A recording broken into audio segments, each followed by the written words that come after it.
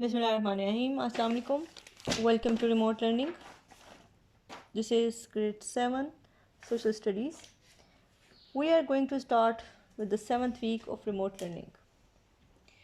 Today is the first lesson of this week. Our chapter was started during our previous week. This is chapter number 9 from your geography section, and we have already talked many things about it. Name of chapter is the major occupations in the world. Before I start with the reading and further reinforcement, don't forget to keep your copies and your stationery items with you so that you may do some written work once I finish the discussion. I hope you all are fine. Today we will start a new topic which is related with the major topic of this chapter, that is major occupations in the world. Occupations or professions are adopted once the skill or education is done in that sector. So as soon as the progress in a country is going on, it all depends upon the literacy rate of that country. So we can say the education sector demands the progress if we want to accelerate the progress in our country. So there are the large number of occupations. We have discussed about them. We have talked about much about the service industry. We have discussed the role of building and construction industry in the development of a country. We have talked about how the people started their settlements in ancient times and why the service industries are becoming the part of society. Now, today's topic of literacy is much related with the development or adoption of the occupation in the world. So this is page number 80 of your reading book. So open your reading book. Open page number 80. The main factor which is left behind the unemployment is the illiteracy. The growth of a country develops upon how much literate are the people, including men and women. According to the census which was conducted in recent 30 years, it showed a very slight increase in the literacy rate of our country. So this is page number 80, and just start looking at this graph. This is pie chart.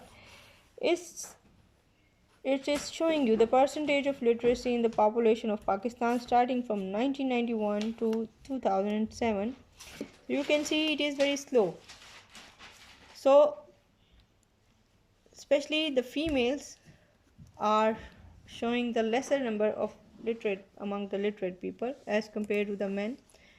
So that is why the overall rate of society is not decreasing or not increasing sufficiently, as the women literacy is not increasing. So there are so many problems which are coming in a way. So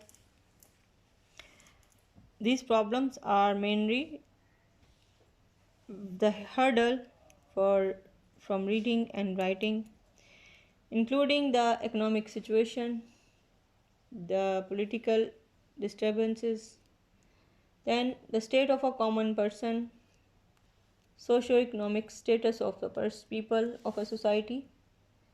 So this is how we can say the education and the number of people who are educated, they can influence the whole nation, the whole economy, and the whole progress of a country. So educated and literate people serve better than that of illiterate or undereducated. So with the passage of time, this ratio is going to be increased slowly day by day. You can even check it from here.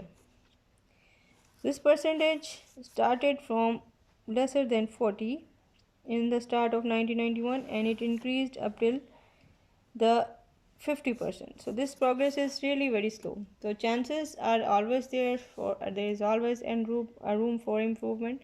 So every government, every sector is trying to develop such a way in which this ratio of the illiterate people must increase.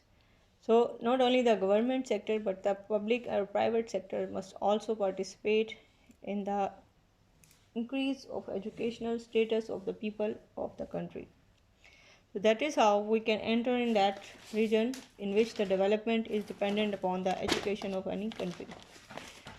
So a developed nation can always be a competitive nation. So professional skills are very important for the progress of any country, and literacy only can combat the all prejudices. And similarly, the literate person can understand problems much better than as compared to the illiterate people. So let's start with our question for today. This is our question for today.